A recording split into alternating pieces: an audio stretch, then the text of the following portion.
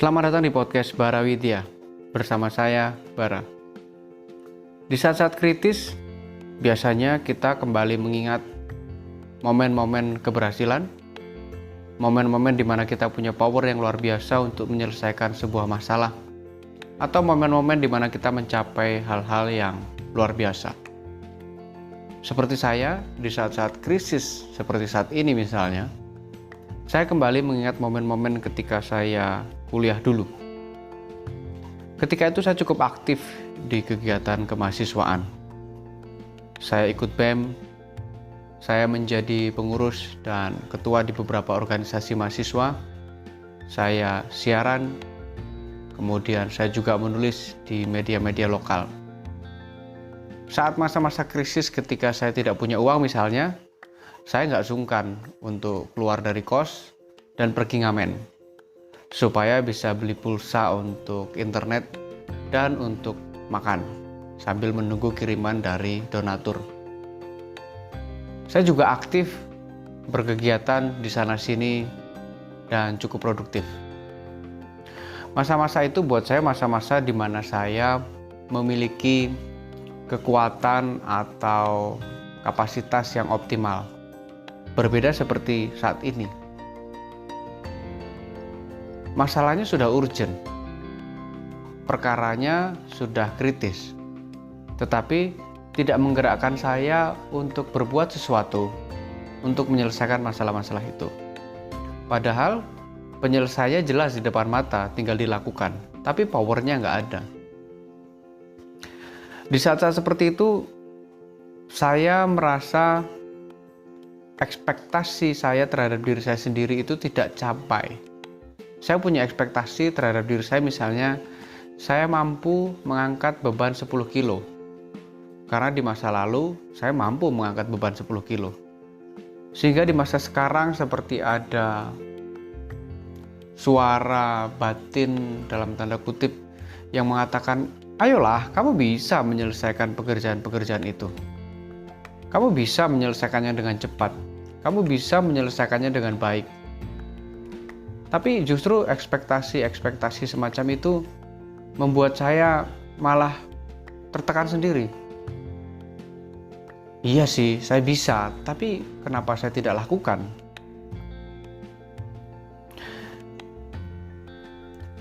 Sehingga yang terjadi malah berkutat pada ketakutan, kekhawatiran, dan kecemasan yang entah datang dari mana dan entah mencemaskan tentang apa. Sampai kemarin sore saya bertemu dengan seorang sahabat dan sempat berbincang-bincang tidak lama, tetapi cukup mendalam. Dari perbincangan itu, kami berdua menemukan bahwa ekspektasi kita terhadap diri kita masing-masing itu nggak salah. Itu sebuah bentuk apresiasi bahwa kita mampu melakukan hal yang memang sungguh mampu kita lakukan. Dan nyatanya memang kita bisa melakukan itu. Tetapi kemudian yang keliru adalah perasaan atau ekspektasi itu membuat tekanan batin dalam diri kita masing-masing. Dalam hal ini, saya sendiri malah tertekan dengan ekspektasi yang saya buat sendiri. Bahwa dulu saya sungguh survive dan sungguh bisa berjuang dengan berdarah-darah. Tapi sekarang kok nggak mampu ya? Sehingga justru ekspektasi itu membuat saya takut dan malah tidak berani melakukan sesuatu. Jadi yang keliru bukan ekspektasinya, tetapi perasaan tertekan oleh ekspektasi itu sendiri. Sebenarnya apa sih yang membuat saya sendiri takut dengan ekspektasi yang pernah saya buat dulu? Mungkin saya punya beberapa ketakutan atau kekhawatiran, seperti kehilangan pekerjaan, perasaan yang sepi ketika malam hari, ketidakpastian akan masa depan, tidak ada jaminan masa depan. Kadang-kadang saya berpikir tentang kematian. Bagaimana kalau saya mati muda atau saya mati sebelum melakukan hal-hal baik yang saya tinggalkan untuk orang lain? Kadang saya juga punya kekhawatiran akan kegagalan dalam studi, kegagalan dalam bisnis, kegagalan dalam hubungan, dan lain sebagainya.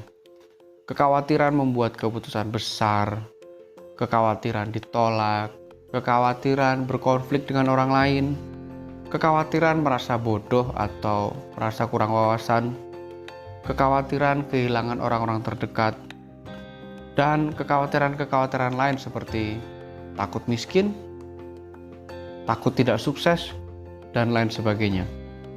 Ketakutan dan kekhawatiran itu setiap malam berputar di kepala saya.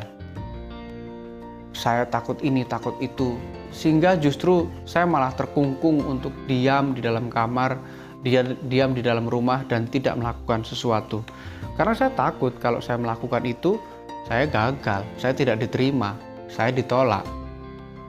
Sehingga meskipun keadaannya sudah urgent, saya malah justru melakukan penolakan.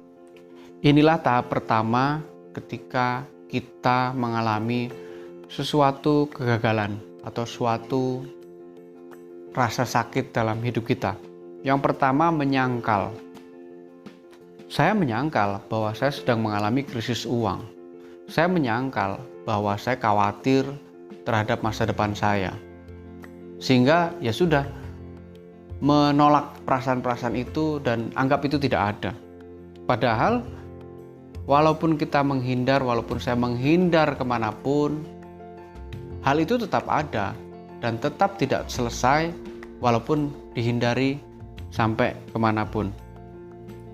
Lalu level kedua dalam menghadapi persoalan adalah diam saja. Kalau tadi menolak, kita punya masalah, menolak saya punya masalah. Kalau yang kedua, saya diam aja, saya punya masalah. Oke, saya punya masalah misalnya krisis keuangan, ya udahlah, pasrah aja tanpa melakukan upaya apapun. Dan tentunya masalah itu tidak hilang dengan sendirinya. Persoalan apapun kalau didiamkan, ya persoalan itu tetap akan ada. Bahkan mungkin kita mengalami konsekuensi logis yang terjadi. Misalnya relasi yang semakin renggang, tagihan utang yang semakin menumpuk, usaha yang semakin merosot, studi yang tidak maju-maju, dan lain sebagainya. Karena persoalan itu tidak dihadapi tapi didiamkan saja. Atau yang ketiga, menghadapi masalah itu. Nah, pada level ini, saya kira menghadapi masalah itu dilakukan secara ekstrim. Kalau istilah di Ignatian itu ajere kontra, melakukan hal sebaliknya. Seperti kalau saya malas bangun pagi, saya bangun pagi. Kalau saya malas olahraga, saya harus rajin olahraga, dan sejenisnya. Tetapi ternyata setelah saya ngobrol dengan sahabat saya kemarin itu, ajari kontra tidak perlu dilakukan secara ekstrim. Misalnya kalau sebelumnya setiap minggu saya menulis di media online dan media cetak misalnya, lalu sekarang rutinitas itu terhambat karena mood yang sedang tidak baik, maka ajari kontranya cukup sederhana saja. Cukup memulai dengan menulis apa yang saya sukai misalnya. Tidak perlu menulis hal-hal yang perlu berpikir besar dan perlu riset yang panjang. Atau motivasi belajar saya yang tiba-tiba menurun, ya tidak perlu lalu tiba-tiba membaca banyak jurnal. Cukup membuka 1-2 jurnal untuk mengembalikan mood dan semangat. Nah, intinya adalah kadangkala roh jahat menggoda kita dengan menaikkan ekspektasi kita pada diri kita sendiri. Membuat kita merasa, masa gitu aja nggak bisa sih? Dulu aku bisa lebih dari itu. Kita dibuat merasa lemah, merasa tak berdaya, dan merasa, cemen banget sih. Sehingga pada akhirnya ya nggak melakukan apa-apa. Nah, jika teman-teman juga merasakan hal yang sama, cara mengatasinya sederhana, yaitu dengan menyadari bahwa ekspektasi itu tidak salah dan melakukan setahap demi setahap hal-hal yang mengarahkan kita kepada tujuan kita masing-masing, entah dalam studi, pekerjaan, atau relasi. Terima kasih telah mendengarkan podcast ini dan semoga bermanfaat buat teman-teman.